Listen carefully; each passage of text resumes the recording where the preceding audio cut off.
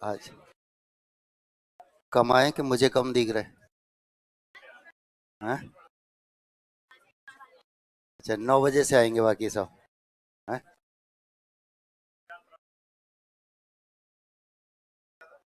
हाँ, इससे ज्यादा तो कल ले आ गए थे। हैं?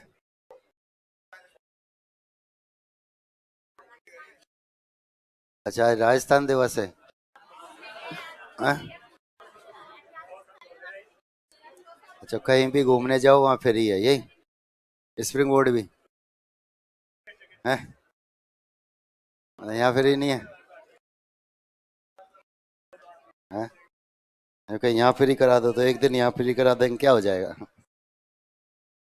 हैं? चलो कोई बात नहीं, तो आप भी घूमने जाना है ना? आप भी समय से ही फ्री हो जाओगे। फिर राजस्थान भ्रमण देख कर तो आए। हवा महल में हवा आती भी है कि नहीं? हैं? आती है क्या? अंदर से कैसा है वो?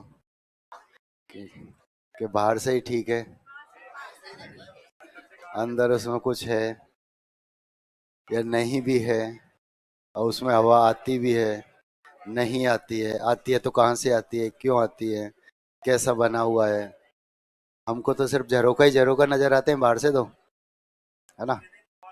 और जगह भी नहीं है कि ढंग से फोटो खींच सके। हैं? पड़ोसी की दुकान में चाय पीने जाना पड़े तो फोटो खींचे, ऐसे ही ना? जंतर मंतर भी देखना है, ये क्या है जंतर मंतर में? हम्म? घड़ी होती है एक जंतर मंतर में बस, और कुछ नहीं। चल, धूप घड़ी होती है, धूप घड़ी तो आसान होती है ना। दो लकड़ी घड़ी कर दो, समय आ जाता है उस समय, तो यही तो है। चलो आ जाते हैं समास पर। अच्छा, अभी तो आ रहे हैं क्या? संबंध तत्पुरुष समास है ना, एक दो उदाहरण और छूट गए थे इसके। का की के का लोप होता है, यही था ना? संबंध तत्पुरुष समास। का की के का लोप होता है, यही चल रहा था। राजसभा, राजभाषा,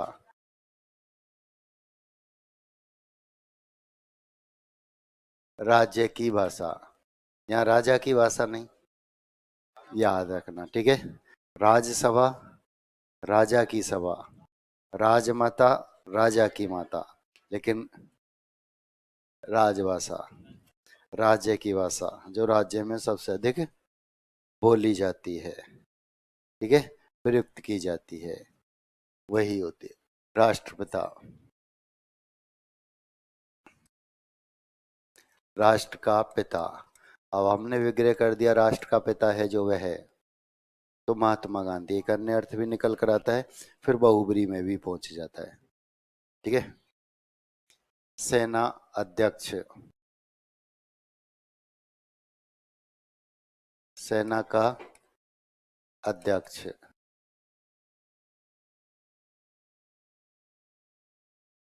सेना का अध्यक्ष। सौर मंडल, सौर का मंडल।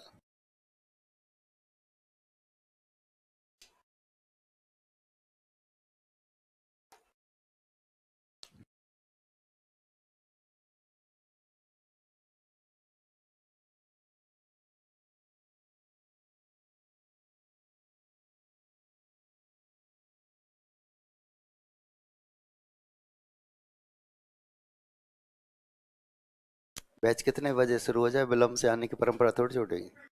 जो 1 बजे चलता है उसमें भी विलम्ब से आते हैं, तो आप ऐसे आश्चर्य की बात नहीं है। आप घूर के नहीं देखेंगे इनको, कि जैसे ये वही सब इंस्पेक्टर हैं जिनको कांस्टेबल ढूंढ रहे थे, इस नज़र से आप नहीं देख सकते, है ना?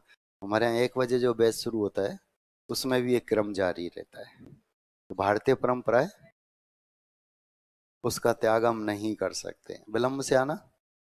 जबकि ये कब के काम है, सिलेक्शन के बाद के, कि सिलेक्शन हो गया तो खूब विलम्ब से आओ, कोई पूछने वाला नहीं, कोई रोकने वाला नहीं।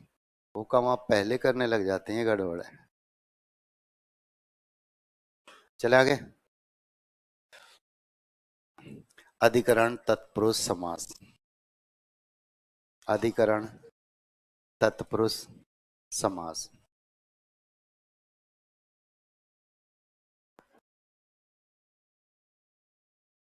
अधिकरण तत्पुरुष समास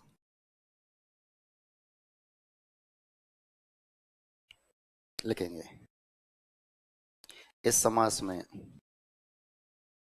अधिकरण कारक चिन्ह क्या होता है? पे भी होता है क्या? मैं पेपर पढ़ते हुए थे ना, कोई एक वाक्य जिसमें पे आता है। मेज पे पुस्तक, छत पे नानी। तो मेज पर, छत पर पे नहीं होता। हम क्षेत्रीयता को लेकर पे बोल देते साहब, हमारे गांव में तो ऐसे ही बोला जाता है। तो गांव तक सीमित रखना, आरपीएससी नहीं मानेगी। मैं पर का लोप होता है। अधिकरण कारक चिन्ह में पर का लोप होता है। जैसे घुड़सवार,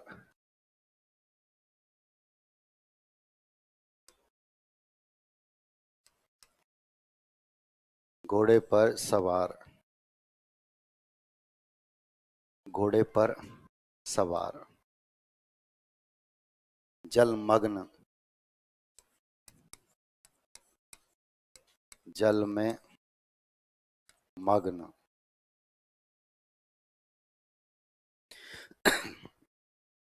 जल में मग्न, डूबा हुआ। युद्धरत, युद्ध में रत। लीन, संलग्न, लगा हुआ।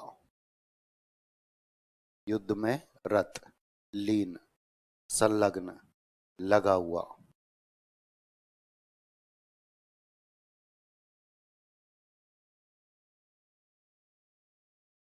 आप बीती,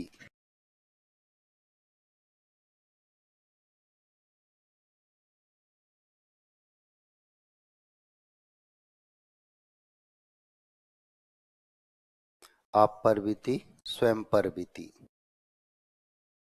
कहते ना आप बीती घटना सुनाओ। जो गांव में आप बीती घटना ताऊ सुनाता था, भूत मिलता था, बीड़ी मांगता था, है ना? ये तो हर गांव में एक ताऊ होता है जिससे एक भूत ने बीड़ी मांगी है, कुश्ती भी लड़ी है। होता है ना?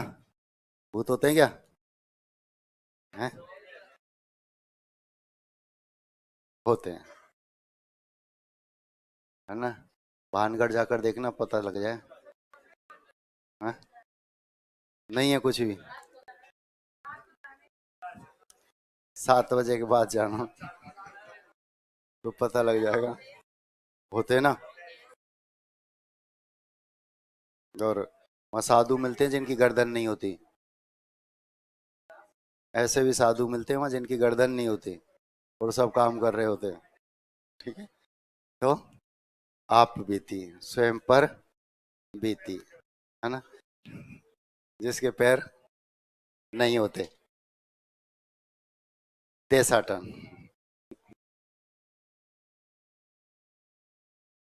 देश में अटन, भ्रमण। देश में अटन, भ्रमण, घूमना।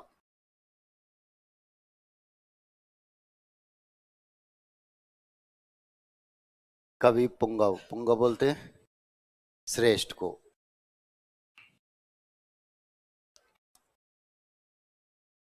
कवियों में पुंगव, श्रेष्ठ। कवियों में श्रेष्ठ, पुंगव बोलते हैं श्रेष्ठ को। दही वड़ा,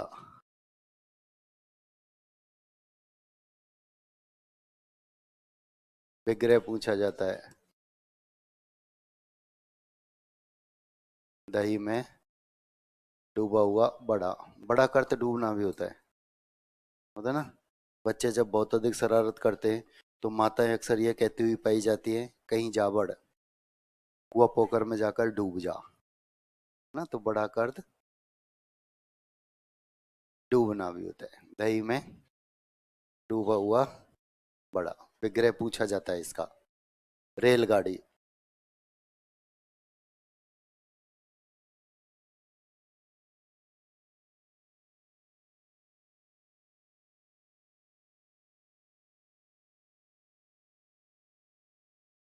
रेल पर चलने वाली गाड़ी, रेल बोलते हैं पटरी को, रेल बोलते हैं पटरी को, और उसके ऊपर जो आती है वो गाड़ी होती है, और हम कहते हैं रेल आ रही है।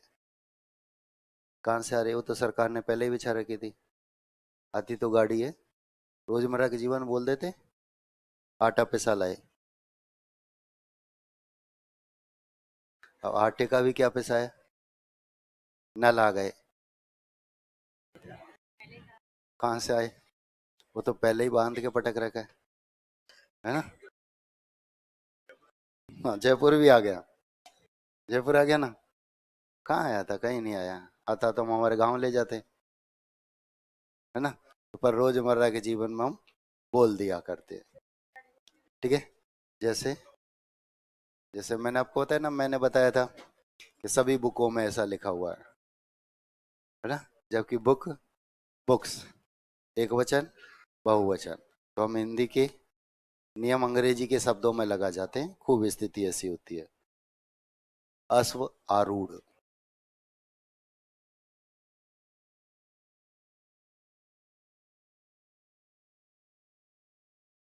अश्व पर आरूढ़, घोड़े पर सवार, घोड़े पर सवार, अश्व घोड़ा, आरूढ़ सवार। अश्वारोहण, अश्व पर आरोहण, सवार।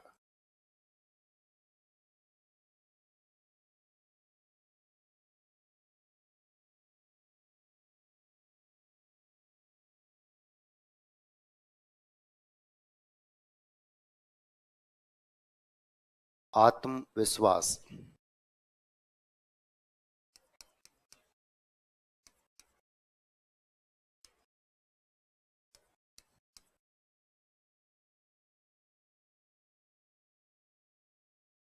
आत्म पर विश्वास, स्वयं पर विश्वास। जिस दिन हो गया उसी दिन सिलेक्शन हो जाए। होता तो रोज है, सब पर टूट जाता है।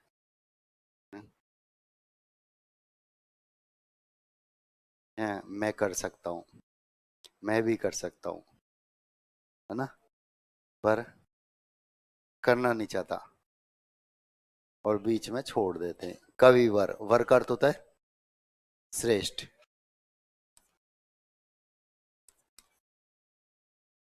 कवियों में वर, श्रेष्ठ।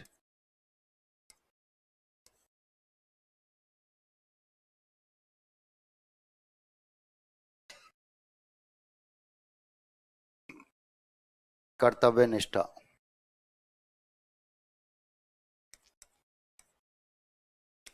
कर्तव्य में निष्ठा।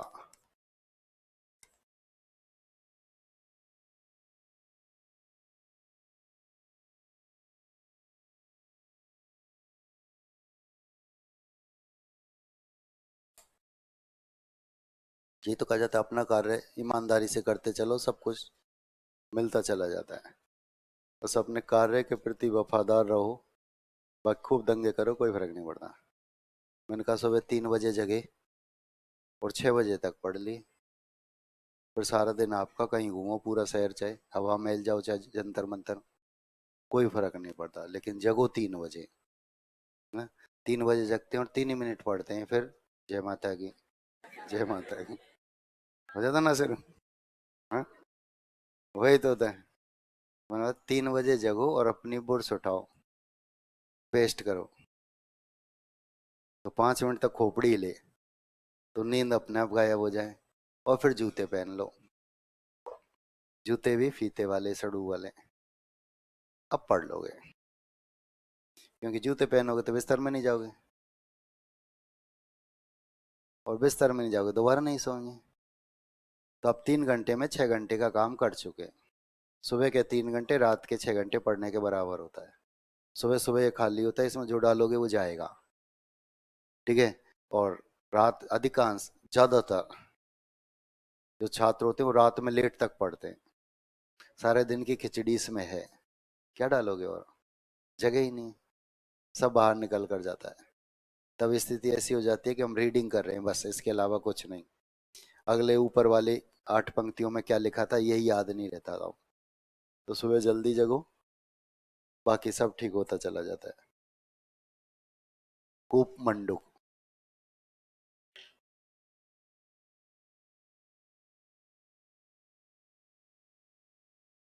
कूप में मंडूक, कूप बोलते हैं, मंडूक बोलते हैं मेंढक को। किसे बोलते हैं कूप मंडूक? अल्प ज्ञानी, अल्प ज्ञानी। ठीक है। और उसकी स्थिति क्या होती है? जानूना और मानूना। उसकी स्थिति यही तो होती है, जानूना और मान। ना तो वो किसी की जानता है, ना तो कुछ जानता है, और ना किसी की मानता है, मानता ही नहीं। दो बालक हैं, शर्त लगाते हैं, एक कहता है 2 और 2 4 होते हैं, एक कहता है 2 और 2 5 होते हैं, और दोनों में शर्त लग जाती है। जो कहता है 2 और 2 5 होते हैं, वो घर जाकर पिताजी को ये बात बताता है कि मेरी उससे आज शर्त लगी। कि क्या शर्त थी? वो कह रहा था 2 और 2 4 होते हैं, मैंने कहा 2 और 2 5 होते हैं। तो पिताजी कहते बेटा आज तो तू हार गया, 2 और 2 तो 4 ही होते हैं। कि हारूंगा तो जब मानूंगा, मानूंगा ही नहीं तो क्यों हारूंगा। ठीक है। नरोत्तम, नरों में उत्तम, श्रेष्ठ। नीति निपुण,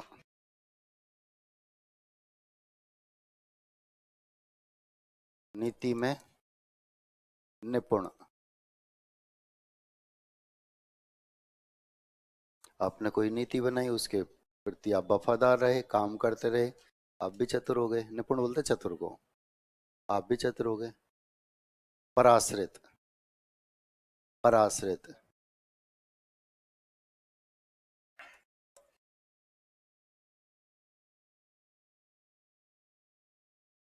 पर आश्रित, पर आश्रित, दूसरे पर आश्रित। पुरुषोत्तम, कौन सी संधि लिखाया था मैंने? नरोत्तम, पुरुषोत्तम, गुण संधि, गुण संधि में लिखा हुआ है।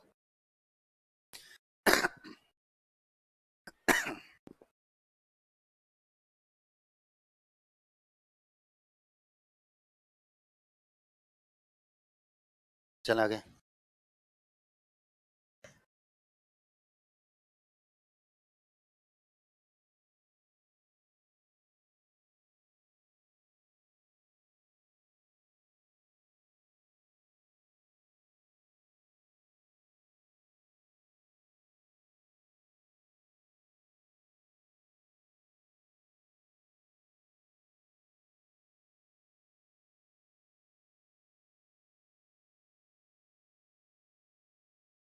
पेट दर्द,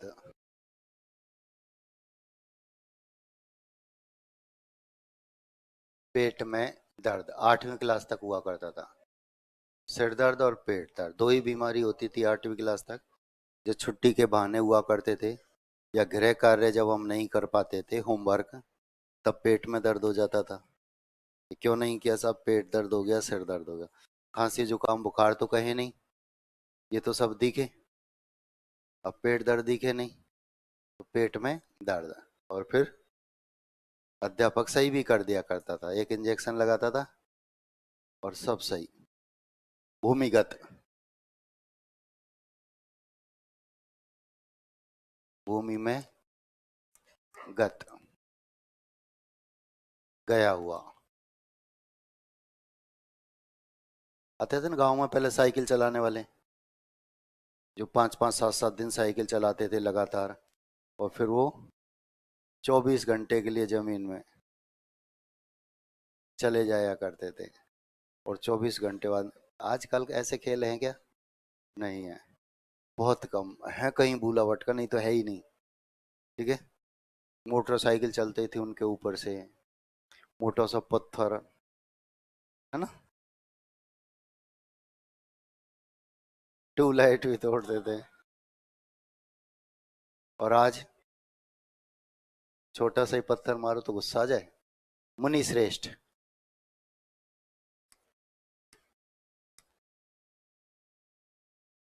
मुनियों में श्रेष्ठ।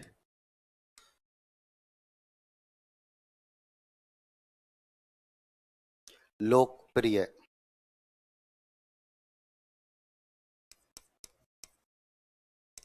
लोक में प्रिय, लोक संसार। वनवास,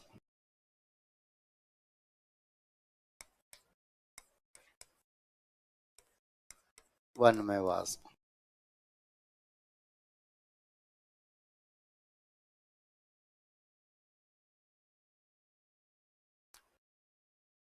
व्यवहार कुशल,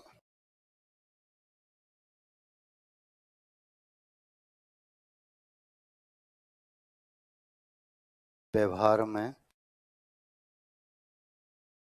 कुशल।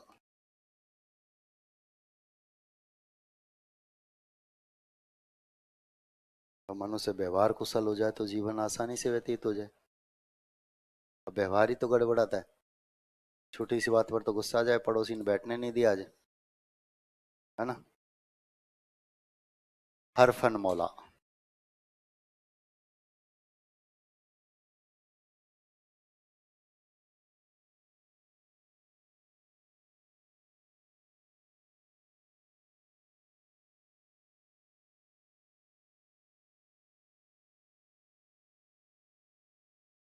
प्रत्येक कार्य में दक्ष। हर फन मौला, प्रत्येक कला में दक्ष। ऑलराउंडर जैसे कहते हैं, वही होता है हर फन मौला।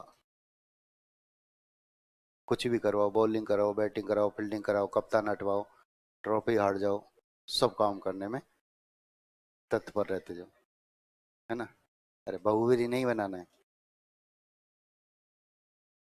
अभी तो, तत्पुरुष। चले आगे।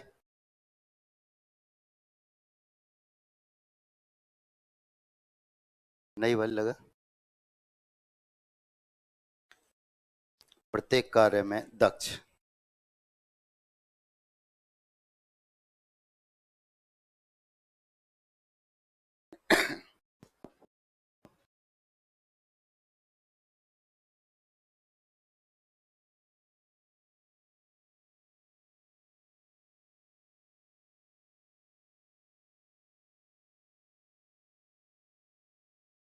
अब तक जो लिखा वहां तक प्रश्न पूछे जाते हैं, सब राजी को सीकर कराते हैं, है ना। अब यहां से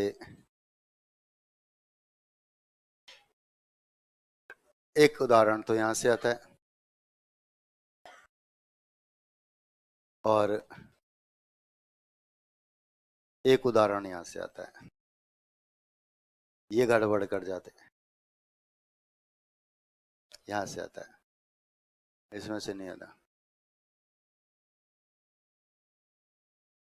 उदाहरण जो है एक एक यहां से भी पूछे जाते हैं और गड़बड़ हो जाती है। अल्लुक तत्पुरुष समास, ये तत्पुरुष समास के और भी वेद हैं, जो भी आपने कारक के अनुसार पढ़े थे, 6 वेद, उनके अनुसार, उनके अलावा ये 4 वेद और होते हैं। अल्लुक, लुक का अर्थ होता है छुपना, गायब होना, लोप। ठीक है। और ए का अर्थ होता है अभाव, रहित, मतलब जिसमें कारक चिन्ह का लोप नहीं होता है, जिसमें विभक्ति चिन्ह का लोप नहीं होता है, वे होते हैं। मतलब ये जो उदाहरण होते हैं सब संस्कृत के होते हैं, और इनमें जो हमारा पद होता है प्रथम पद, उसमें कारक चिन्ह भी, विभक्ति चिन्ह भी समाहित होता है, लिखा हुआ होता है। अब इसके लिए शब्द रूप याद होना अनिवार्य होता है। संस्कृत में पढ़े थे कभी राम शब्द के रूप? राम रामो, याद है धुंधला? किस किस को याद है राम शब्द के रूप? एक दो तीन चार पाँच छह सात आठ। राम की तृतीया का बहुवचन क्या होता है?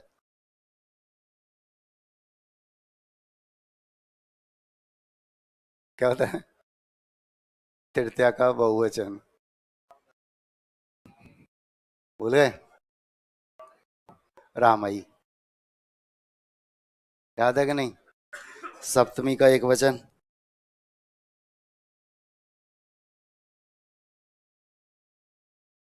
रामे। याद है कि नहीं? नहीं है। अच्छा, एक हलंत भी होता था, अकारांत आकारांत इकारांत उकारांत स्त्रीलिंग पुल्लिंग, ये सब हम याद करते थे। हलंत भी होता था। प्रथमा द्वितीया तो लगभग सबको याद होती थी, कहानी तृतीया से शुरू होती थी। ठीक है। और उसका एक नियम होता था, आ ए दो विसर्ग ई।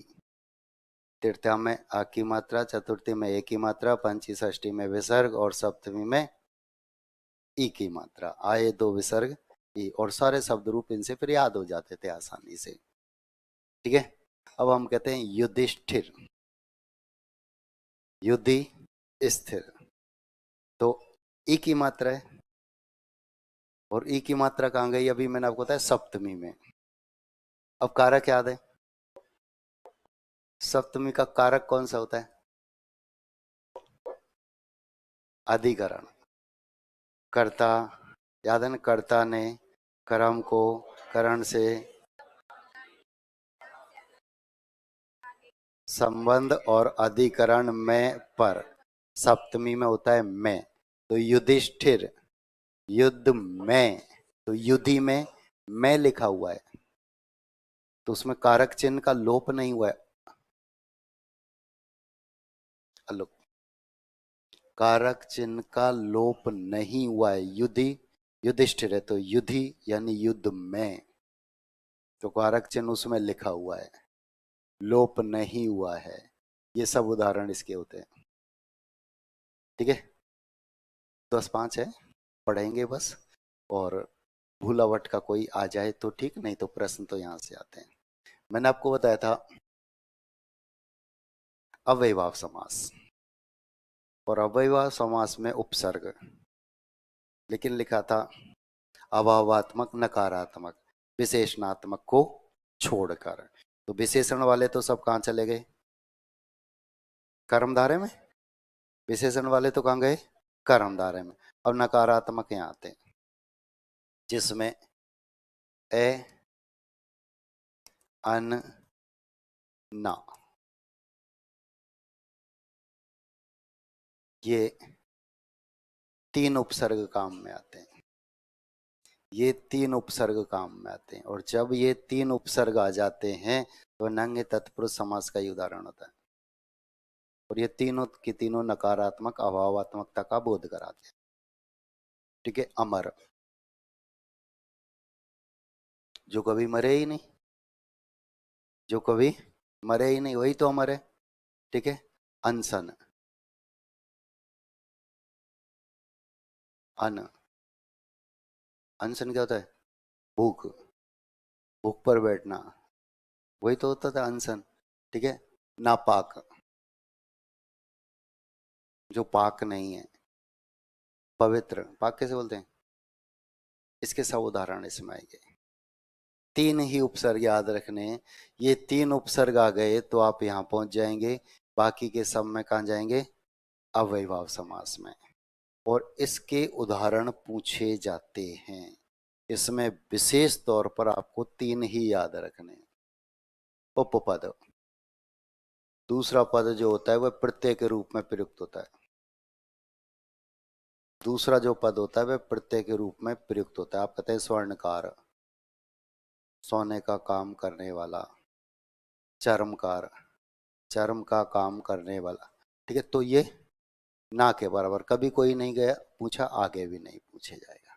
अब यहां से आओ काम की बात, फिर यहां पर इसमें क्या लिखा है, लुप्त पद, यानी इसमें पद ही लुप्त हो जाता है, गायब हो जाता है, पद ही हमें दिखाई नहीं देता है। विभक्ति चिन्ह, कारक चिन्ह जो हैं उनके साथ साथ अन्य पद का भी लोप होता है। अभी आपने एक उदाहरण लिखा,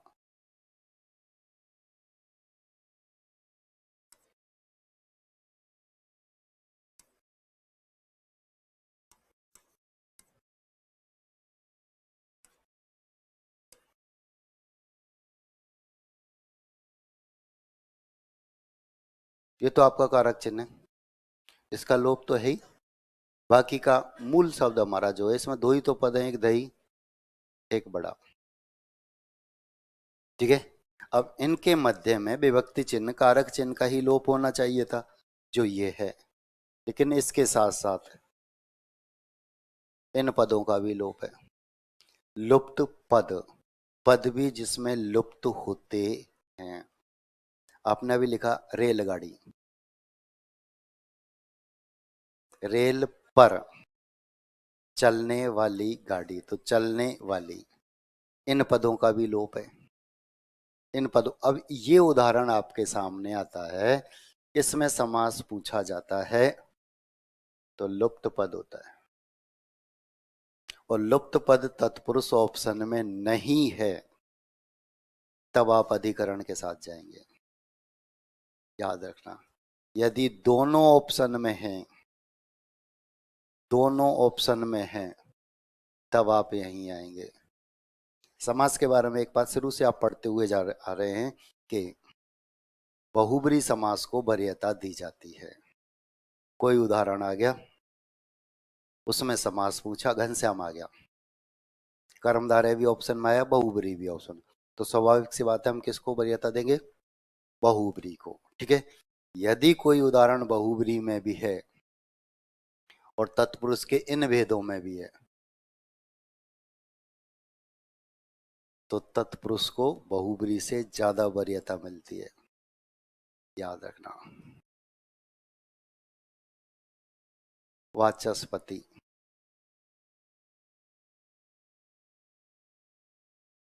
वाणी का स्वामी, कहाँ जाएंगे, बहुब्री में। लेकिन जब ऑप्शन में ये आएगा तो इसमें भी आएंगे। कैसे आएंगे, ये अभी हम उदाहरण लिखेंगे तब उनकी चर्चा करेंगे। ठीक है, तो ये चार तो नाम लिखो पहले, फिर मैं एक एक करके सारे आपको लिखाता हूँ, तो आपके समझ में आता हुआ चला जाएगा। समझ में जो नहीं आए उसको छोड़ देना, कोई फर्क नहीं पड़ेगा, क्योंकि हमें शब्द रूप याद नहीं है। अब शब्द रूप याद नहीं है तो हो सकता है हमारे समझ में नहीं आए, लेकिन वो उदाहरण विशेष है, 10-5 ही हैं, उनको फिर आप याद रख लेना।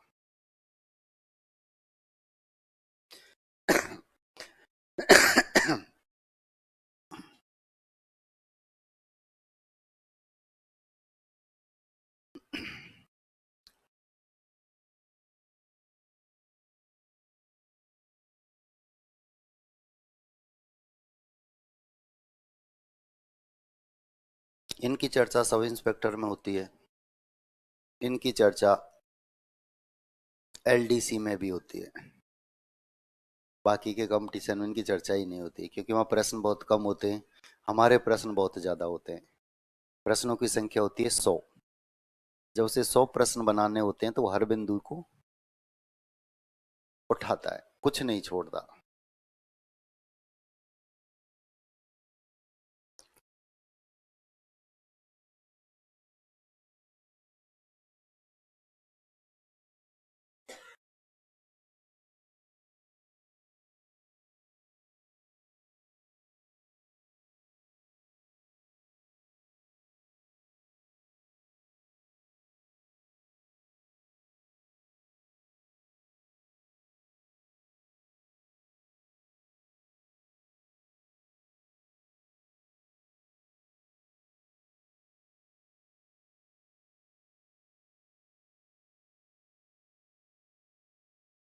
हो गया? चार नाम ही लिखने, बाकी कुछ मत लिखो, बाकी सब आ जाएगा दोबारा। अलुक तत्पुरुष, नंगे तत्पुरुष, उपपद तत्पुरुष, लुप्त पद तत्पुरुष। पहला है आपका अलुक तत्पुरुष समास।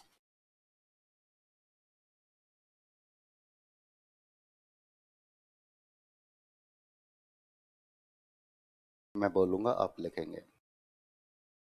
अलुक तत्पुरुष समास। जिस समास में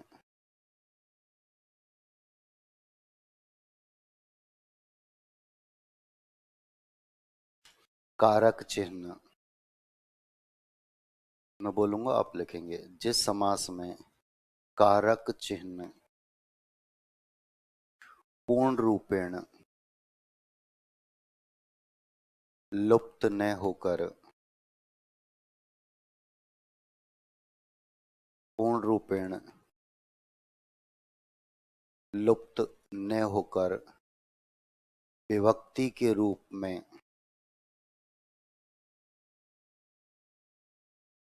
विभक्ति के रूप में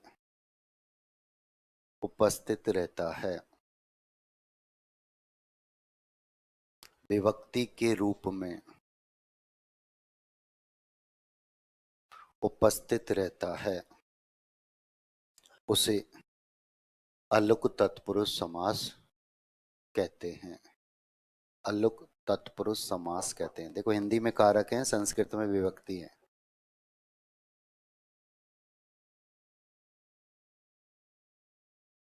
कारक चिन्ह पूरी तरह से अनुपस्थित नहीं है, विभक्ति के रूप में वह हमेशा बना रहता है। ठीक है? जैसे अब देखो, बाद में उतार लेना, एक बार बोर्ड पर आपने लिखा सरसिज।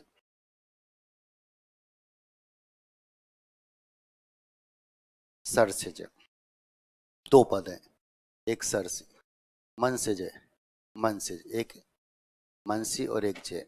अभी बताया, आए दो विसर्ग ई, और ई की मात्रा होती है सप्तमी में। ई की मात्रा क्या होती है? सप्तमी, और सप्तमी में कारक होता है मैं। तो इसमें ये जो मैं है, ये यहां लिखा हुआ है, ये विभक्ति के रूप में यहां प्रस्तुत है, लिखा हुआ है। ठीक है?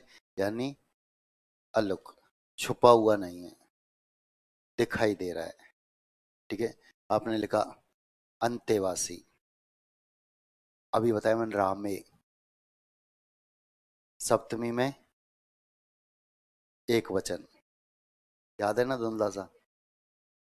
रामे, रामयो, रामेशु। किस किस को याद है? एक दो को तो याद है धुंधला सा, राम शब्द के रूप याद नहीं है? अरे इनको तो रटते थे बुरी तरह से, रटते थे ना, और याद अब भूल गए सब, पहले को भी याद थे, है ना? तो यही स्थिति यहाँ सब में होती है। ठीक है? वाचस्पति, वाणी का पति, स्वामी, वाचस, यहाँ विभक्ति है, यहाँ विभक्ति है। ठीक है? युधिष्ठिर, यहाँ विभक्ति है। ये याद रखना, इनमें शब्द रूप हमें याद होते हैं तो हम इन्हें आसानी से पहचानते हैं। अगर याद नहीं होते तो आप ये दो चार पांच उदाहरण है, इनको याद कर लेना, गलती से पूछ सकता है। बाकी का अब तक यहाँ से नहीं पूछे, कहाँ से पूछेगा? नंगे तत्पुरुष और लुप्त पद। ठीक है? अब ये लिखेंगे जैसे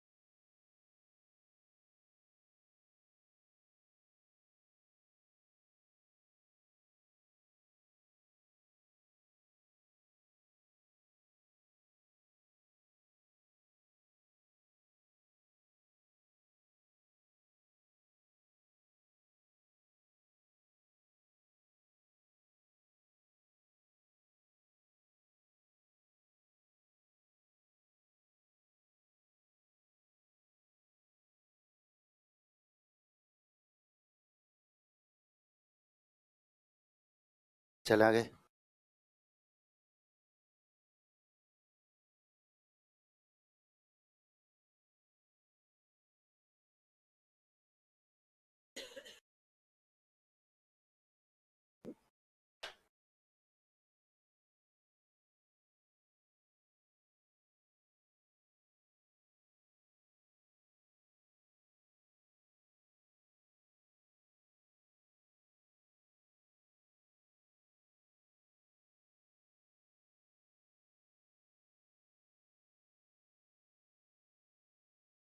हो गया बोर्ड पर अभी भी कोई?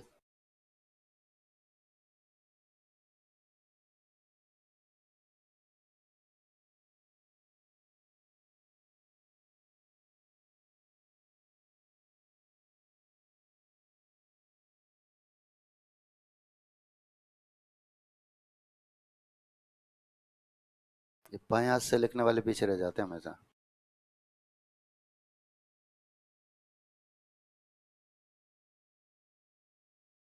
धनंजय। धनम। धुरंधर। धुरम। खेचर। खे।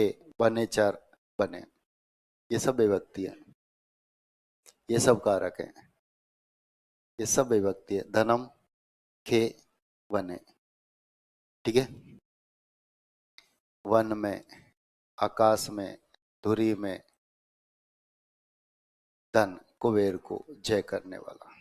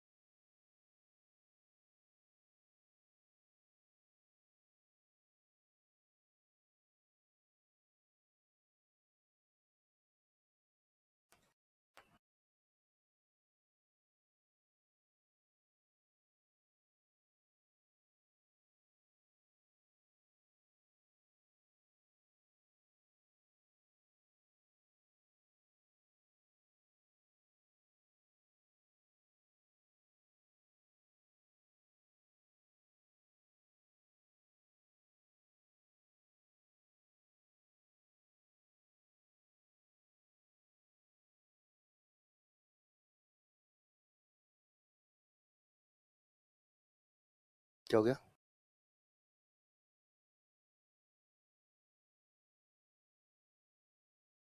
ये बिंदी है।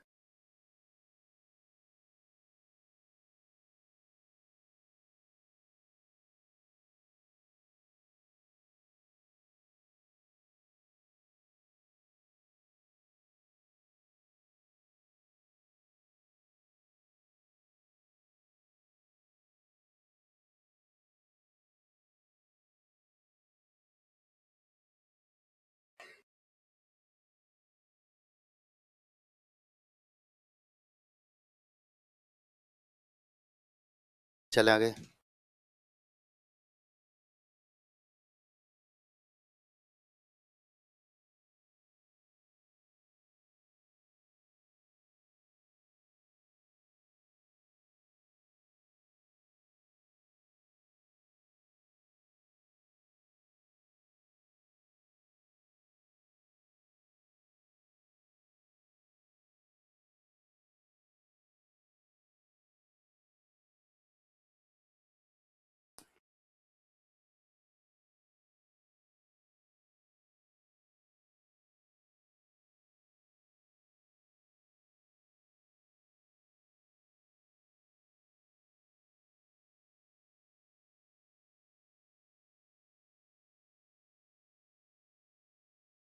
आधे से तो स्टेप नहीं बदलने के चक्कर में भी लेट हो जाते हैं, है ना। अब लाल से लिखेंगे, अब नीले से, अब पीले से, अब काले से।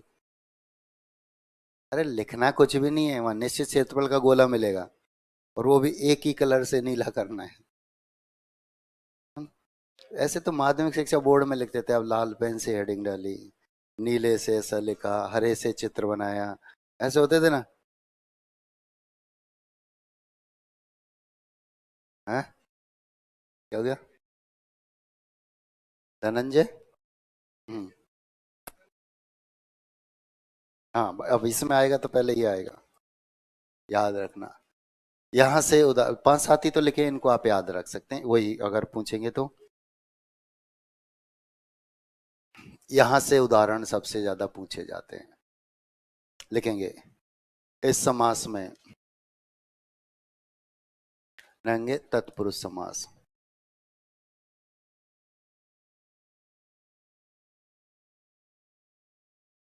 इस समास में ए, अन और ना, ए, अन और ना उपसर्ग का प्रयोग होता है जो। ए, अन, ना उपसर्ग का प्रयोग होता है जो नकारात्मक अर्थ प्रकट करता है। नकारात्मक अर्थ प्रकट करता है। जैसे अब देखो, उपसर्ग,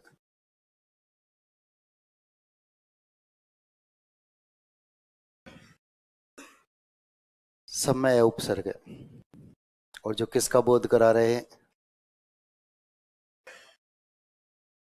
न का, अनस्वर, न नस्वर होने वाला, न नष्ट होने वाला, जो कभी भी नष्ट नहीं होता है। अमिट, न मिटने वाला, जो कभी नहीं मिटता है। अधीर, न धीर रखने वाला, जो धैर्य धारण नहीं कर पाता है। अधीर। अव्यय, न व्यय होने वाला, जो कभी खर्च नहीं होता है। अव्यय। अमर, न मरने वाला, जो कभी नहीं मरता है। ठीक है, बता रहे हैं।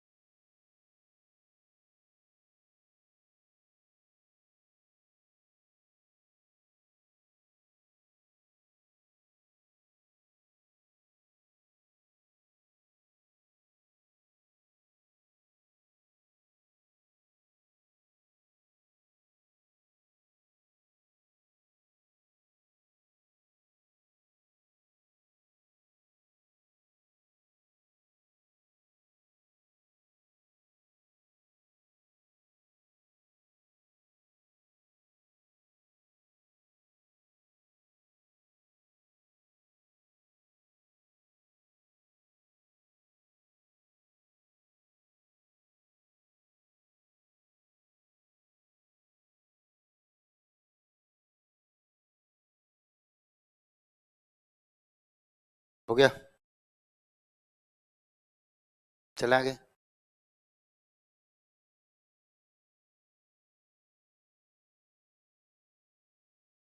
उपसर्ग, ना, ना, ए, अन, ना, ना, अन।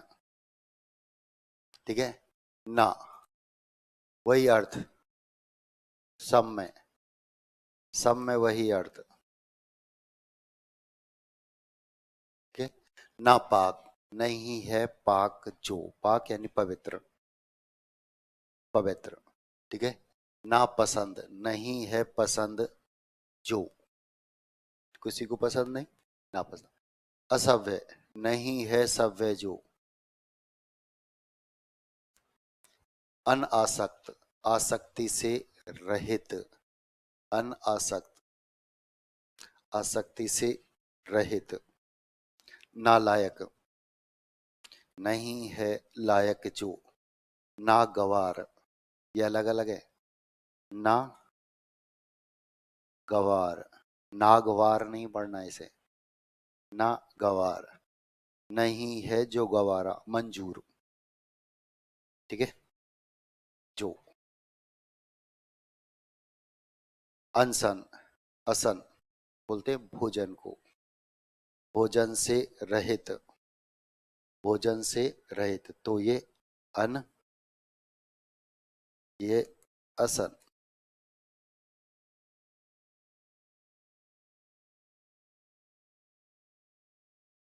आमरण अनशन होते थे ना गांधी जी के,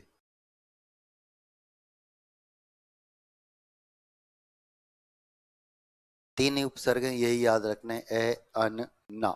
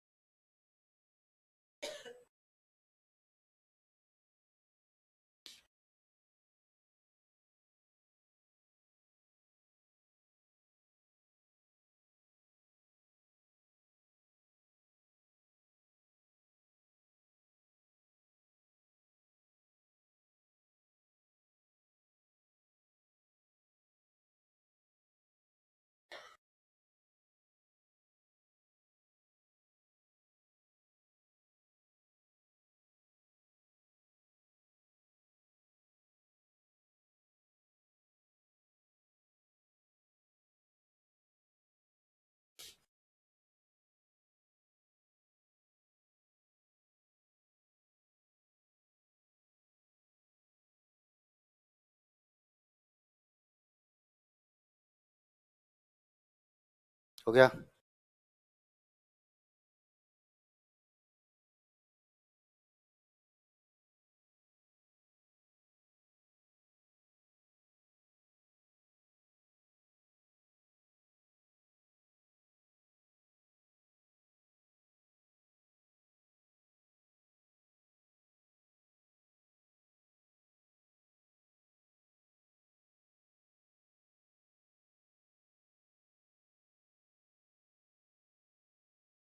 उपपद तत्पुरुष,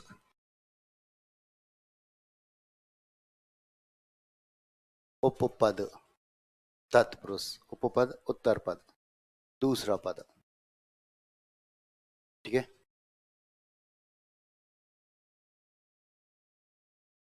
लिखेंगे, जब समस्त पद में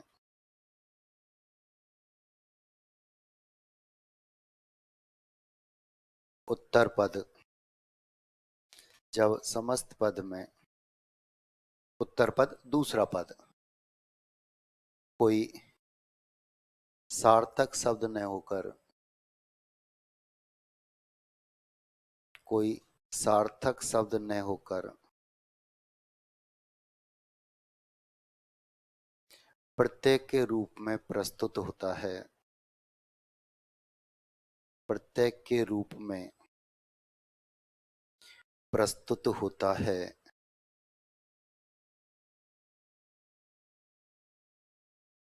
उसे उपपद तत्पुरुष समास कहते हैं। प्रत्यय के रूप में प्रस्तुत होता है, प्रत्यय के रूप में प्रस्तुत होता है, उसे उपपद तत्पुरुष समास। अब ये जो दूसरे पद यहां लिखे हुए हैं, ये यहां पर सब प्रत्यय का काम करते हैं। ये सब प्रत्यय का, पादप, पाद बोलते हैं पैर, पै का अर्थ होता है पीना, तो पैर से पीने वाला पादप, इसका विग्रह पूछ लिया जाता है। पादप, तो दो पद, एक पाद दूसरा पै, पाद का अर्थ होता है पैर, पैर से यानी जड़, पैर से मतलब सबसे निचला भाग, तो जड़, उससे पीने वाला, स्वर्णकार, स्वर्ण सोना, स्वर्ण का काम करने वाला, खग, खे बोलते हैं आकाश को, आकाश में गमन करने वाला। मैंने बताया था आपको खग शब्द अलग से भी। इसका अर्थ होता है आकाश, इसका अर्थ होता है गमन, इसका अर्थ होता है, शाब्दिक अर्थ होता है आकाश में गमन, शाब्दिक अर्थ आकाश में गमन, और अर्थ होता है, तो शाब्दिक अर्थ और अर्थ दोनों में अंतर होता है। ठीक है। चर्मकार, चर्म का काम करने वाला,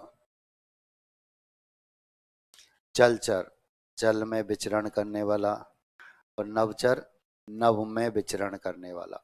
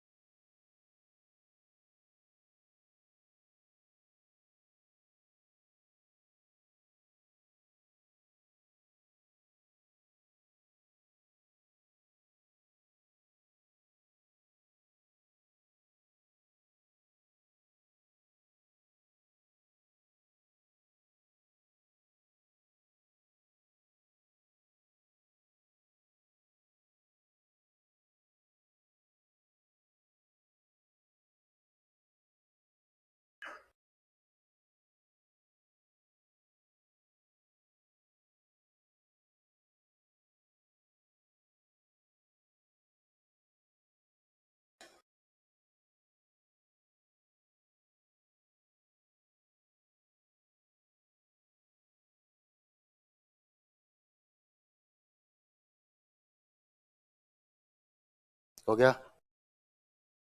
बोर्ड पर है कोई?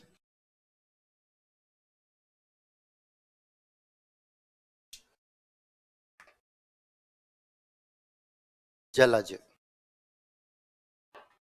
जल में जन्म लेने वाला, बहुब्री में भी जाता है। जल में जन्म लेता है जो वह, तब बहुब्री में भी जाता है। ठीक है। सुखदाई, सुख देने वाला, कृतज्ञ, कृत उपकार, ज्ञ मानने वाला, जानने वाला, शक्तिदायक, शक्ति को देने वाला, जलद, जल को देने वाला, ये भी बहुब्री में जाता है। बादल। ठीक है। लाभप्रद, लाभ प्रदान करने वाला, राजनीतिज्ञ, राजनीति को जानने वाला। हर मित्र मंडली में एक राजनीतिज्ञ होता है ना, जो तो मित्रों में ही राजनीति करता है। कट फोड़ता, काट को फोड़ने वाला। काट किसे बोलते हैं? लकड़ी को।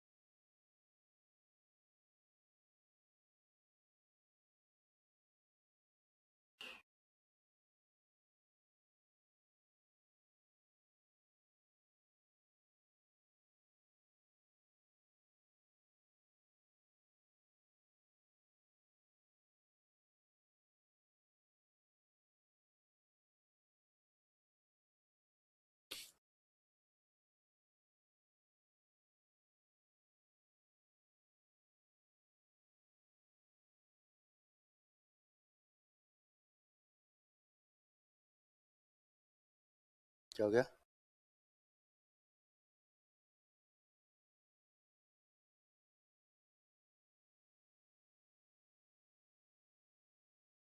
जल में जन्म लेने वाला, जल से नहीं, जल में।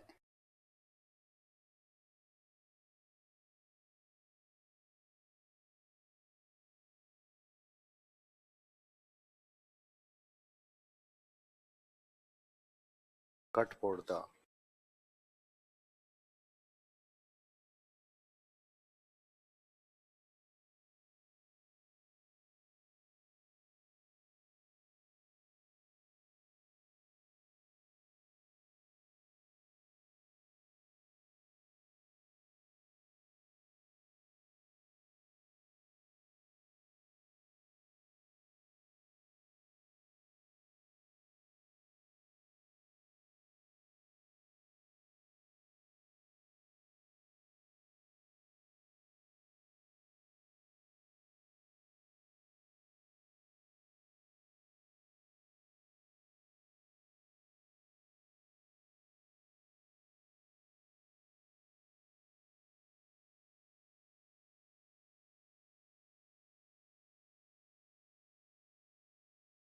हो गया?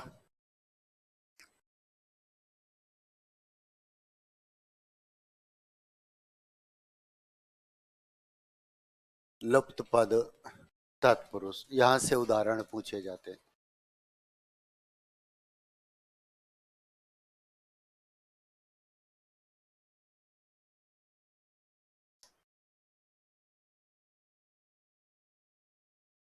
लुप्त पद तत्पुरुष समास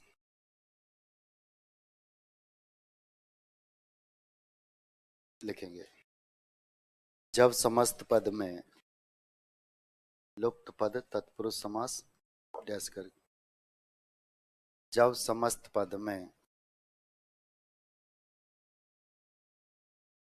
कारक चिन्ह के साथ,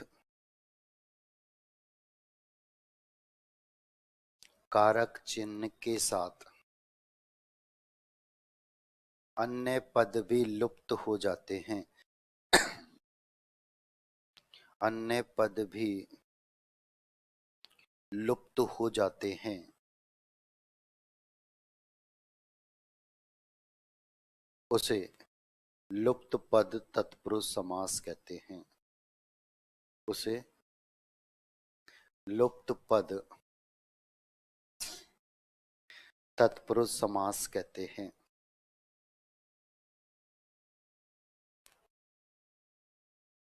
जैसे पर्णशाला, जैसे पर्णशाला, पर्ण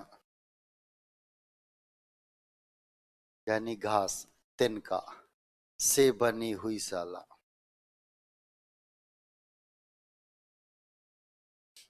ये कारक चिन्ह है, इसके साथ इन अन्य पदों का भी लोप है।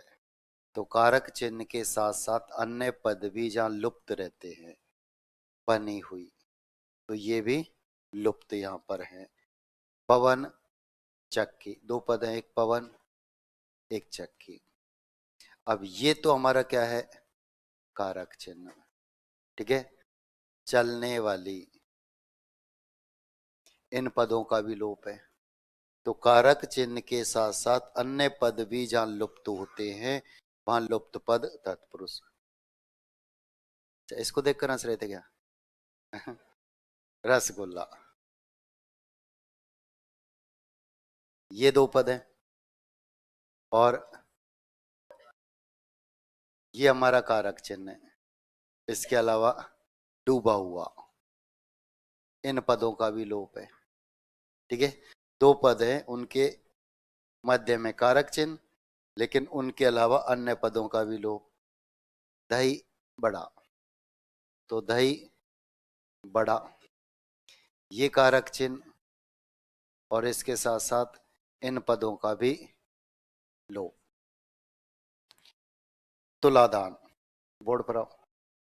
दो पद है, एक तुला एक दान, एक तुला एक दान, ये क्या है? कारक चिन्ह। इन पदों का लोप है। तुला से बराबर दिया जाने वाला दान। अब तुला दान का मतलब क्या होता है? तुला किसे बोलते हैं? तराजू को। तो तराजू के एक पड़ले में, जैसे आज ब्लड डोनेट होता है ना, नेताजी का जन्मदिन आया, नेताजी को बैठाया, जितने किलो बटन वजन, जितने किलो उतने यूनिट ब्लड दान कर दिया। ठीक है। तो तुला के बराबर, तुला से बराबर तोलकर जो दान दिया जाता है वो तुला दान होता है। तो एक तरफ उस जो जिसके बराबर दान देना है और जो देना है, वे दोनों बराबर बैठाए जाते हैं। वन मानुष, वन मानुष में कारक चिन्ह और इसके साथ साथ रहने वाला। तो यहाँ कारक चिन्हों के साथ साथ अन्य पदों का भी लोप है, लिखेंगे। क्रम से ही लिखना है ना, पहले कहीं खाने पीने की चीज लिखेंगे, रसगुल्ला, दही वल्ला, है ना।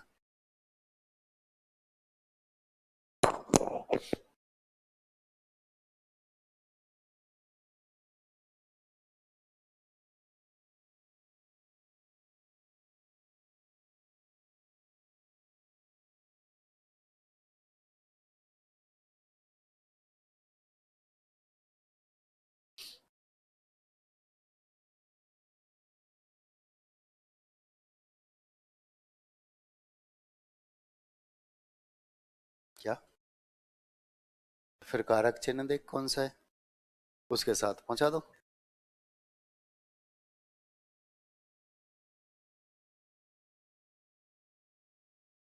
ये ऑप्शन में नहीं है, तो जो कारक चिन्ह है फिर उसके साथ पहुंचा दो।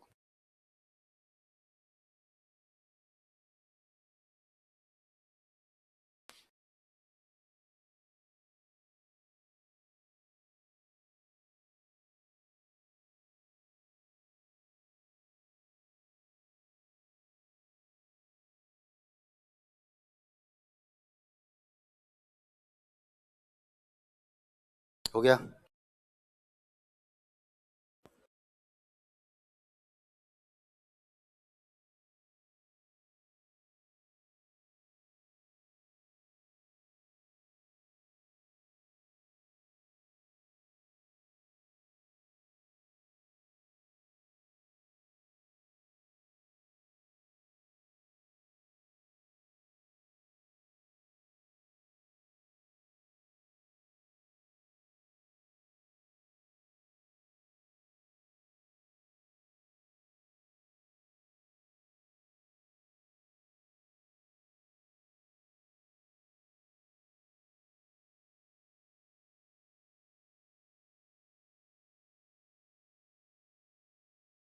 चल आगे, अभी वे बोर्ड पर।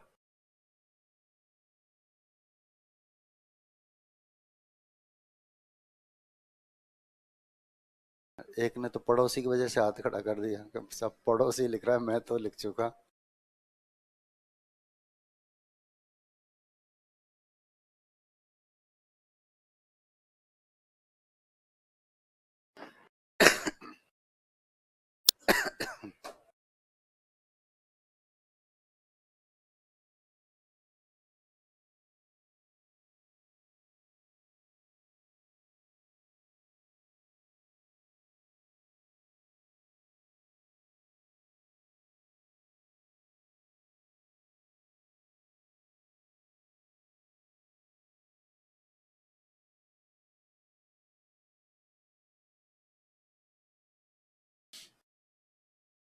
तुलादान दोबारा आ गया।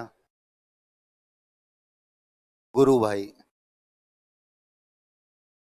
एक ही गुरु से पढ़ा हुआ शिष्य या गुरु का पुत्र गुरु भाई कहलाता है। ठीक है।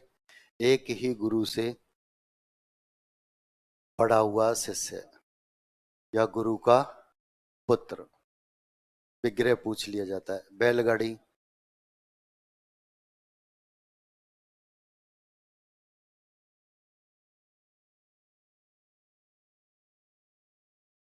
के बैल से चलने वाली गाड़ी, मालगाड़ी,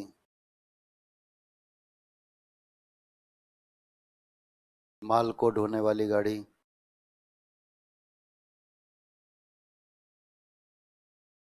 मधुमक्खी।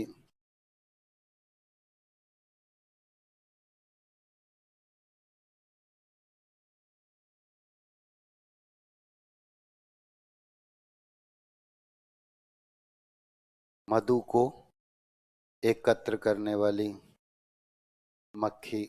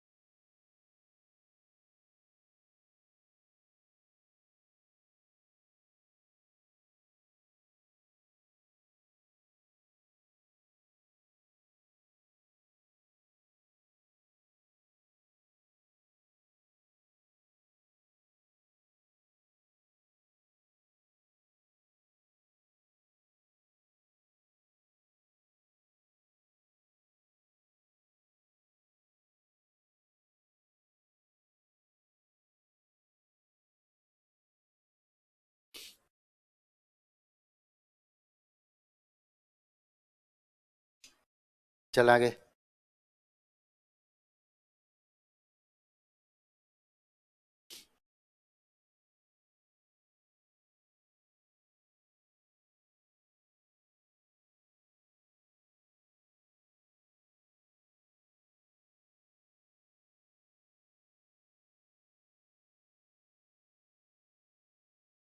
स्वर्णहार।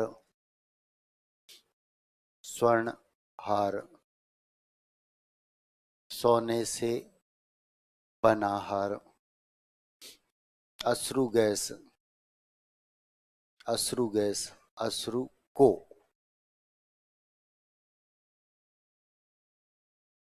लाने वाली गैस। दही बड़ा। दोबारा आ गया ना। रेलगाड़ी नहीं आया। रेल गाड़ी।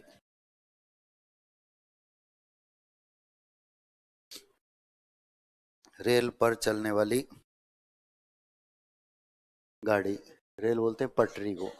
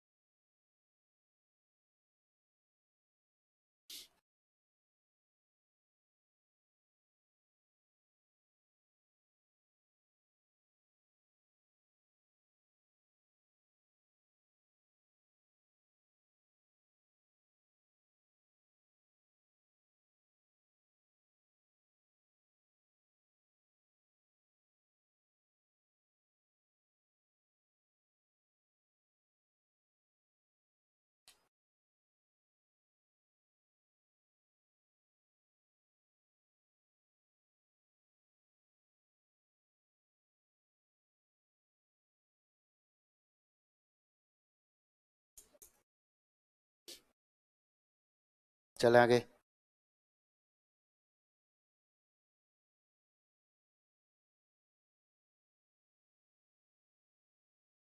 क्या हो गया? क्या? हाँ, इस केस में लिखाया था यही होगा। क्यों होगा? नहीं होगा। द्विगु समास है। क्यों नहीं? फिर देगा ही नहीं, प्रश्न ही नहीं देगा पेपर में। देगा क्या? है? आपके घर में आपका सिलेक्शन नहीं होगा तो किसका होगा? है? जो बात सही है तो वही तो बताऊंगा। हैं? सब में थोड़ी होता है। द्विगु समास। बोर्ड पर आ जाओ अब। द्विगु समास विग्रह कीजिए। समास का नाम बताइए। फर्स्ट ग्रेड स्कूल लेक्चरर 2005 में आया था।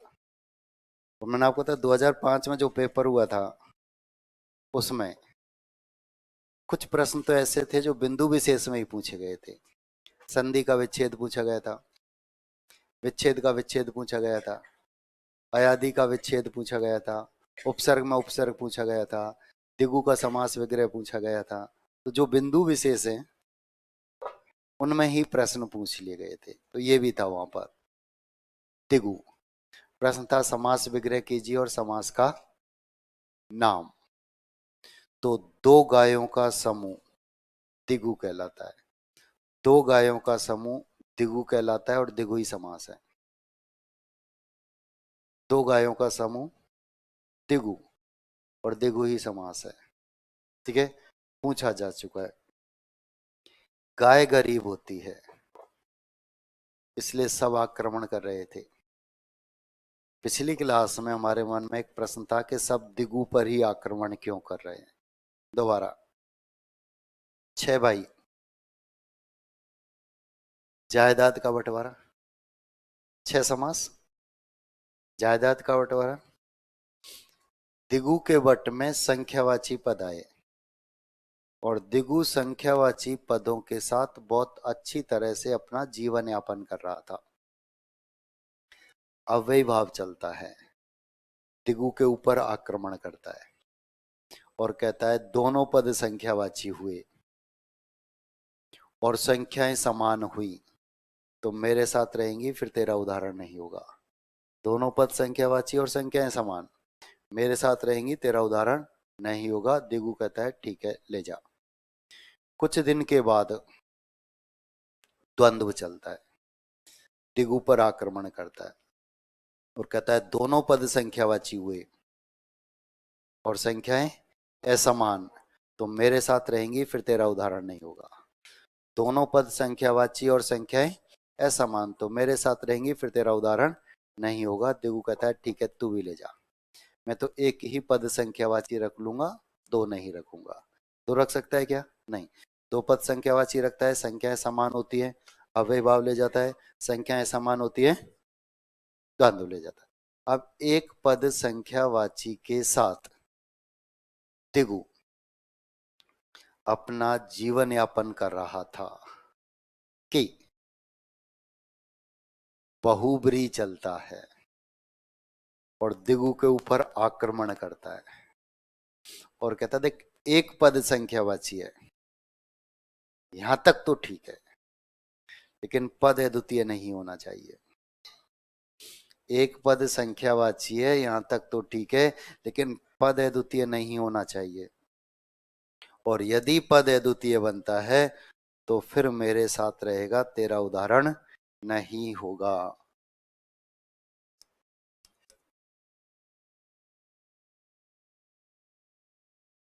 एक ही पद संख्यावाची है लेकिन पद अद्वितीय तो कहां जाएगा?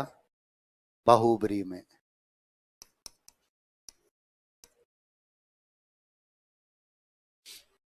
एक ही पद संख्यावाची है लेकिन पद अद्वितीय कहां जाएगा? बहुब्री में।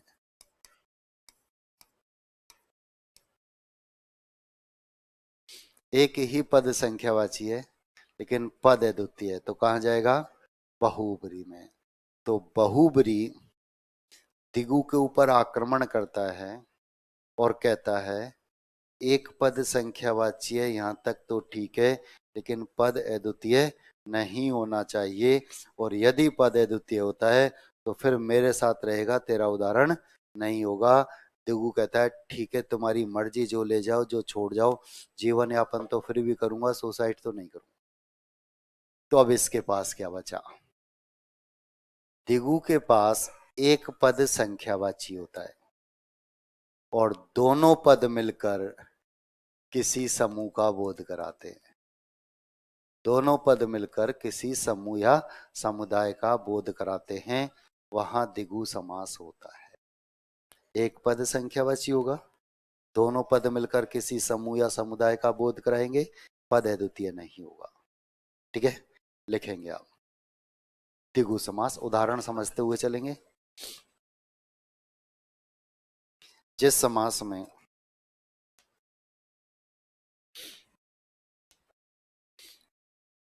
एक पद संख्यावाची हो, जिस समास में एक पद संख्यावाची हो या एक पद संख्यावाची हो और एक पद संख्यावाची और दोनों पद मिलकर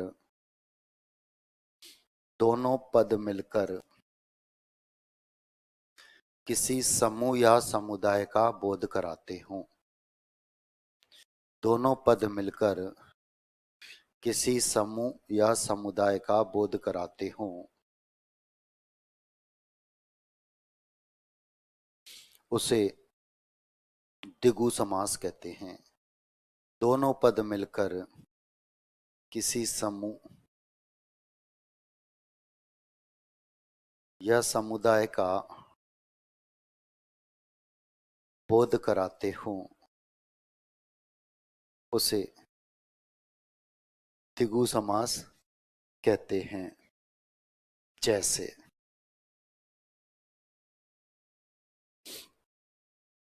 उदाहरण लिखते हुए चलेंगे, समझते हुए चलेंगे। जैसे दिगु,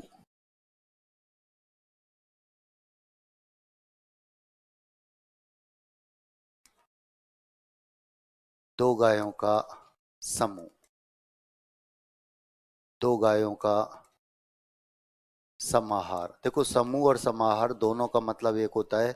एग्जाम हॉल में आपको दोनों में से कोई सा भी शब्द देखने को मिल सकता है। ठीक है, तो दो गायों का समूह या दो गायों का समाहार।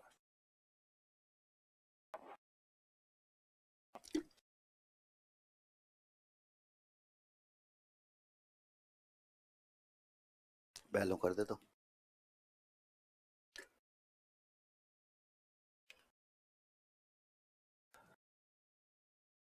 दोपहर,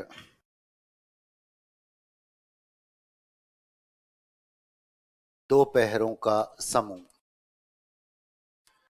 दो पहरों का समाहार। पहर कितने होते हैं? पहर कितने होते हैं? पहर कितने होते हैं? 8। 3 घंटे का एक पहर होता है और दिन में 24 घंटे होते हैं। बच्चे जब बहुत अधिक शरारत करते हैं तो माताएं अक्सर ये कहती हुई पाई जाती हैं, आठों पैर डोलता रहता है, पढ़ता लिखता कुछ है नहीं, तो फिर खाता और सोता कब है? इतना झूठ बोलने का अधिकार हिंदुस्तान में सुरक्षित है, माताएं बोल सकती है। ठीक है, तो दो पहरों का समूह, 8 पहर होते। दुपट्टा,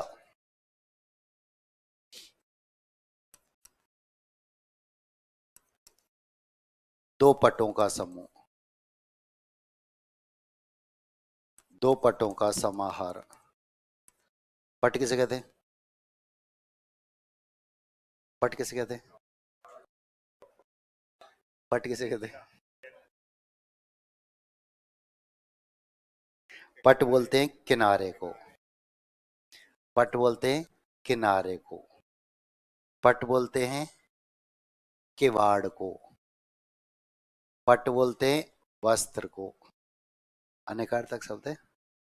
पट बोलते हैं किनारे को, किवाड़ को और वस्त्र को। ठीक है, ध्यान दो। आपके गांव में जितने भी मकान हैं, जितने भी घर हैं, उनको ध्यान से देखना, सब में दो ही पट है। सब में दो ही पट है, जितने भी हैं। और अब जो बन रहे हैं उनमें एक पट है। तो ये दो ही पट है, ये दो जो हैं, ये संयुक्त परिवार की निशानी होती है। संयुक्त परिवार की निशानी होती है, जो ये कहती है कि दिन भर कहीं भी घूमो, खाने कमाने के लिए कहीं भी जाओ, लेकिन शाम को पट के समान आकर मिल जाओ। ये रहो एक साथ, चाहे काम अलग अलग करते रहो, लेकिन जैसे पट मिलते हैं ऐसे मिल जाओ। और आज एक हो गया, ये एकल परिवार की निशानी है। और आज आप देख रहे हैं जो मकान बन रहे हैं, उनमें मियाँ बीवी बच्चे, बाकी के सब ना तो भाई साथ में रहता है, ना मम्मी पापा साथ में रहते हैं, है जगह ही नहीं। तो अकेला ही खुल जा, अकेला ही बंद हो जा, कोई नहीं है तेरे साथ, है या नहीं। आज भी 2009 में मैंने मकान बनाया था अलवर में, तो वही जो चल रहा था आधुनिक दौर, एक पट। ठीक है, कारपेंटर लगा हुआ था, एक एक दरवाजे, और चाचा जी आ गए, जितने भी थे सब तो करे। गांव छोड़ के तो यहाँ आ गया, यहाँ से भी कहाँ जाएगा। गांव छोड़ के, सबको छोड़ के तो यहाँ आ गया, अकेला है, और यहाँ से भी कहाँ जाएगा। अब जयपुर आ गया, है ना। तो यहाँ जितने भी हैं, मैंने मकान में जितने भी हैं, सब में वही है। चाहे बुरे लगे कोई फर्क नहीं पड़ता मेरे पास, है नहीं, सब में दो। वो बात मेरे समझ में आएगी ना उस समय 2009 में, क्या इनका मतलब ये होता है। इनका मतलब ये होता है, तो मैंने सब में ही, सब ने कहा कि सर ये अच्छे नहीं लगते, ये चल, कोई फर्क नहीं पड़ता, अच्छे लगे या बुरे लगे। और फायदा दो में ही होता है, जगह ज्यादा मिलती है, कमरे में जगह ज्यादा मिलती है। दो खोलते हैं तो इतनी सी जगह चाहिए एक को खोलने में, एक इधर खुल गया, एक इधर, एक को तो पूरा घूम के आना पड़ता है। याद रखो, दो दुपट, दो पटों का समूह, दो पटों का समाहार, दुनाली। इसका तो विग्रह ही पूछा जाता है, समाज तो सब जानते हैं इसमें क्या होगा। दो नालियों का समूह, एक आपके घर के आगे, एक मेरे घर के आगे। नालियों में झगड़ा कैसा होता है। नालियों पर झगड़ा, गांव में तो खोपड़ी तक फूट जाती है कि पानी आया ही कैसे इधर, होता है या नहीं। और विग्रह होता है,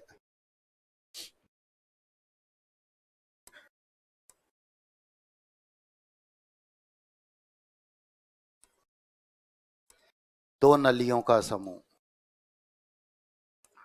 दो नलियों का समाहार। दो नाली बोलते हैं बंदूक को, बैंक के मुख्य दरवाजे पर पाई जाती है ना, दो नाली लेके खड़ा होता है ना। ठीक है, तो दो नलियों को, नालियों का नहीं, इसलिए पूछा जाता है। दो नलियों का समूह, नालियों का नहीं। त्रिफला,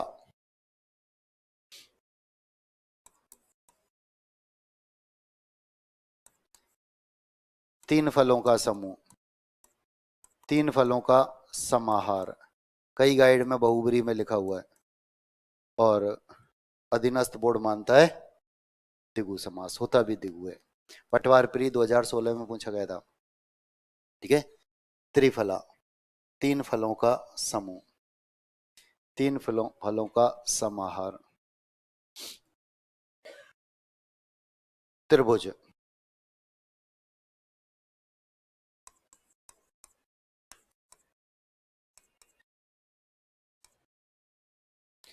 तीन भुजाओं का समूह, तीन भुजाओं का समाहार।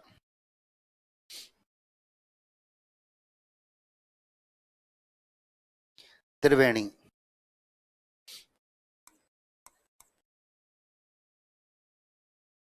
तीन वेणियों का समूह, तीन वेणियों का समाहार। वेणी क्या होता है? तीन वेणियों का समूह वेणी बोलते हैं। वेणी बोलते हैं। वेणी बोलते हैं चोटी को, जो महिलाओं के पीछे पाई जाती है, जिसमें तीन लहर होती है। वो एक के ऊपर एक किस कदर गुथी हुई होती है, पता नहीं चलता कौन सी दिशा की कौन सी है। इसे हमने पढ़ा था जीके में, त्रिवेणी संगम। और हम यहाँ वेणी से अर्थ लेते हैं नदी से। अरे तीन नदियों की धारा वेणी के समान आकर मिल गई, चोटी के समान आकर मिल गई, पता नहीं चलता कौन सी नदी की धारा कौन सी है। ठीक है। संस्कृत में एक नाटक चलता है वेणी संहार,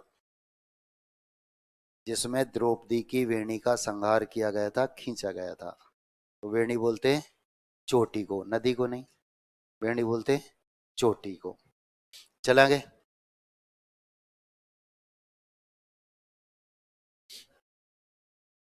तिकोना।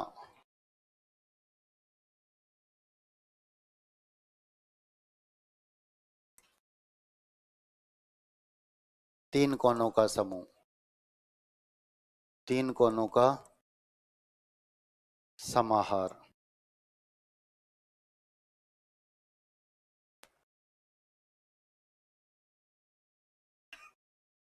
तीन कोनों का समूह। तीन कोनों का समाहार। त्रिकाल।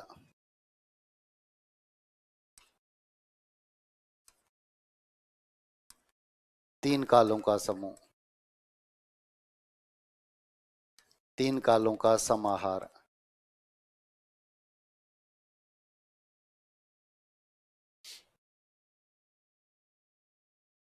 भूतकाल, वर्तमान काल, भविष्य काल। याद है या नहीं?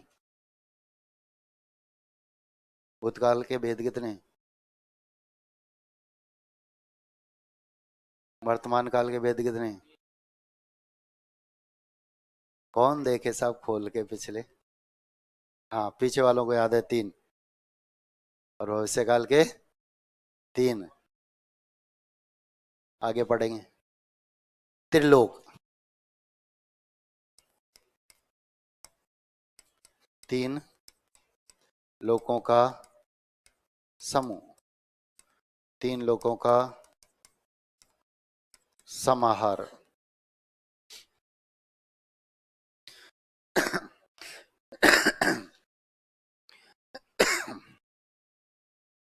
त्रिभुवन। भुवन बोलते हैं।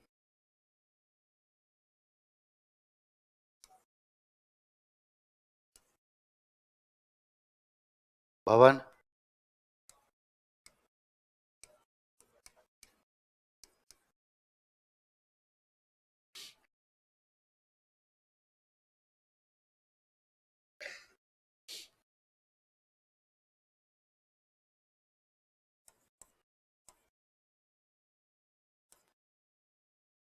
तीन भुवनों का समूह,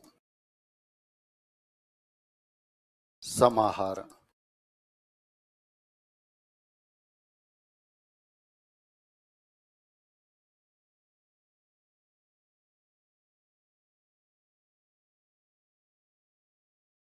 त्रिगुण।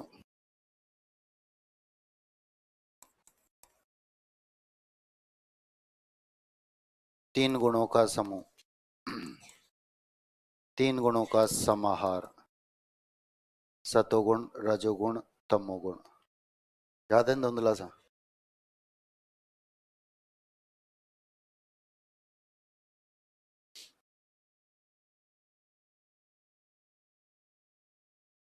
चौराहा।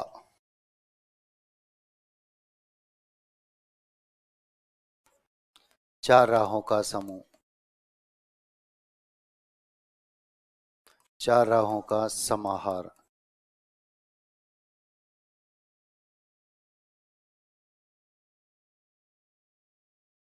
चार राहों का समूह। चार राहों का समाहार। चतुर्वेदी।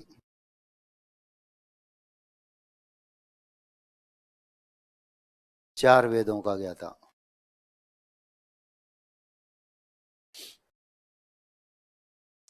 आज 10वीं पास कर लेना, बीए कर लेना आम बात है, कोई भी कर लिया करता है।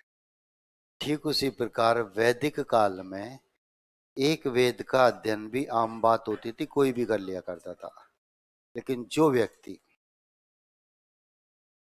दो वेदों का अध्ययन कर लिया करता था वह द्विवेदी, तीन वेदों का अध्ययन करने वाला त्रिवेदी, चार वेदों का अध्ययन करने वाला चतुर्वेदी कहलाता था। आज एक गोत्र विशेष बनकर रह गया कि हमारे पूर्वजों में से कभी किसी ने चार वेदों का अध्ययन किया, वह चतुर्वेदी। और उसके बाद उसकी जितनी संतति आई सब चतुर्वेदी हो गई। चाहे चार वेदों के नाम नहीं पता, लेकिन है चतुर्वेदी। चौपाल,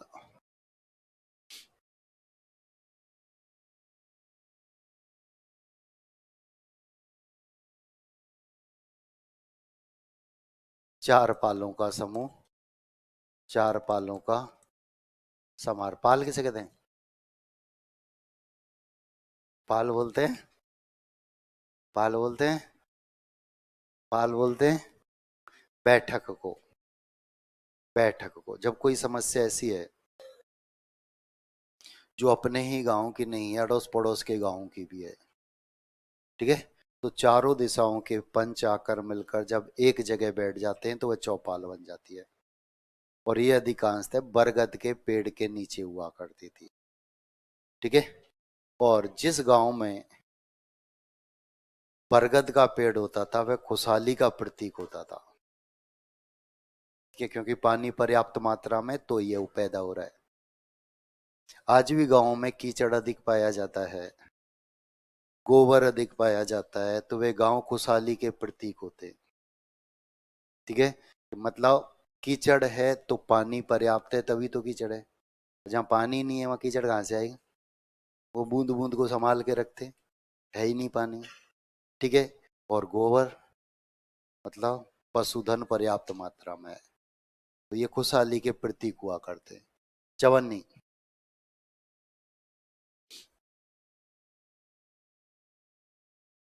चार आनों का समूह, चार आनों का समाहार। आना कितने होते हैं? आना कितने होते हैं? आना कितने होते हैं? आना कितने होते हैं? 16। 16 आना खरा सोना है, 16 आना सत्य आपकी बात। एक आने में पैसे कितने होते हैं? 8 आने में पैसे कितने होते हैं? 50। 4 आने में 25, 2 आने में 12.5, एक आने में 6.25। आपसे अच्छी मैथ तो मेरी है, हिसाब तो लगा लेता हूँ कम से कम। और मैंने बताया 92 के बाद उठाकर नहीं देखी। 92 में 10th किया था, आधे से ज्यादा अस्तित्व में ही नहीं थे, है ना। तो चार आनों का समूह, चौमासा।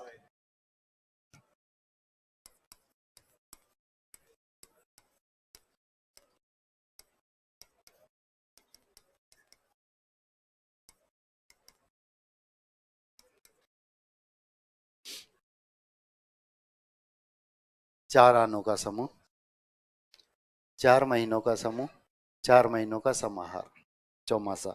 कौन से 4 महीने? बरसात के 4 महीने। बरसात के 4 महीनों को ही चौमासा क्यों कहते हैं? गर्मी के भी 4 महीने, सर्दी के भी 4 महीने, बरसात के भी 4 महीने, फिर बरसात के ही 4 महीनों को चौमासा क्यों कहा गया?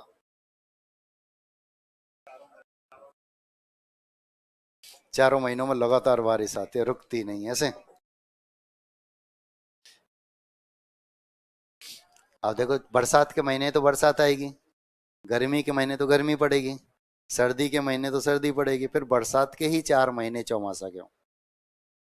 First grade school lecturer interview में यह प्रश्न पूछा गया था कि बरसात के 4 महीनों को ही चौमासा क्यों कहा जाता है।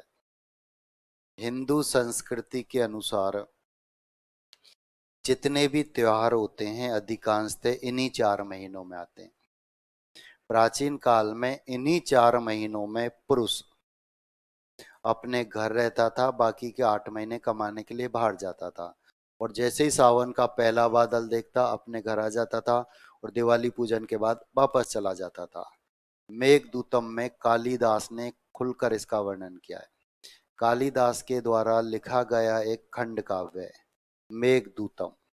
ठीक है, राजस्थान यूनिवर्सिटी एमए प्रीवियस में चलता है, और संस्कृत स्कूल लेक्चरर से ही इंटरव्यू में प्रश्न पूछा गया था। इन्हीं सब पानी चुचाता रहता है, कीचड़ हो जाती है, देव सो जाते हैं। देव सोते हैं क्या? देव सोते हैं क्या? हाँ? मतलब इन 4 महीने हम पूजा पाठ कुछ नहीं करेंगे, उनके समझ में ही नहीं यार, वो तो सोए पड़े हैं ऐसे। तो फिर कैसे सोते हैं वो आँख खोल कर? हाँ, मांगलिक कार्य नहीं होते ऐसे क्या? ऐसा होता है क्या? खूब होता है कुआ पूजन हमारे। नहीं होते क्या? बताओ। दशहरा पे नहीं होता? होता है या नहीं? दशहरा पे सगाई नहीं होती? होती है या नहीं? सबके होती है। ध्यान देना, घर जाके एक बार पूछना, आज ही पूछना। ठीक है। अब मैरिज तो कोर्ट में ही होती है। कुर्ता पजामा कौन पहनता है? हैं? ठीक है। चतुष्पदी।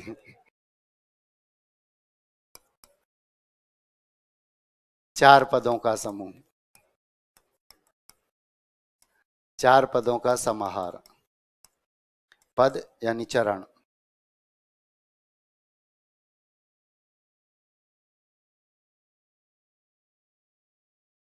चौकोर।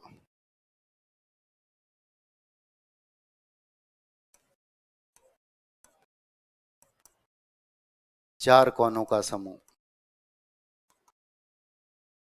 4 कोनों का समाहार।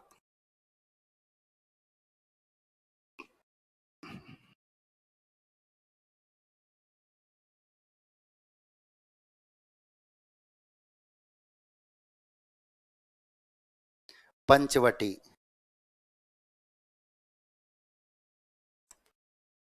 5 वटों का समूह, 5 वटों का समाहार।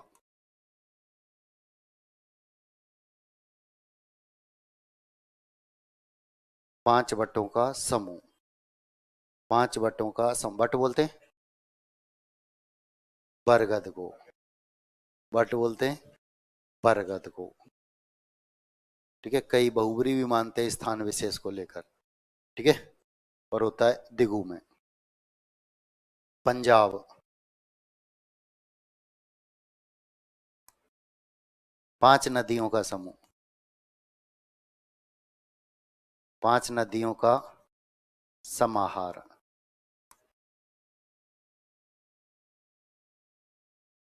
आव किसे कहते हैं? आव किसे कहते हैं? आव।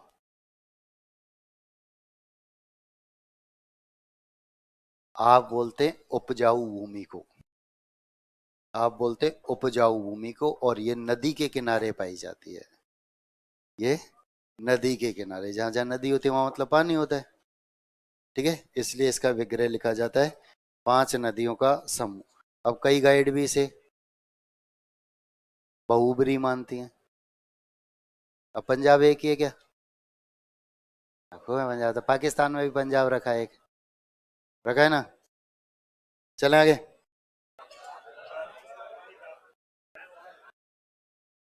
मतलब आज ज्यादा लिख लिया ऐसे हैं? कहाँ लिखा है? इतना सही तो लिखा है। आधे से तो आए ही विलंब से थे हैं? चलो बाकी का फिर अगले क्लास में कर लेंगे।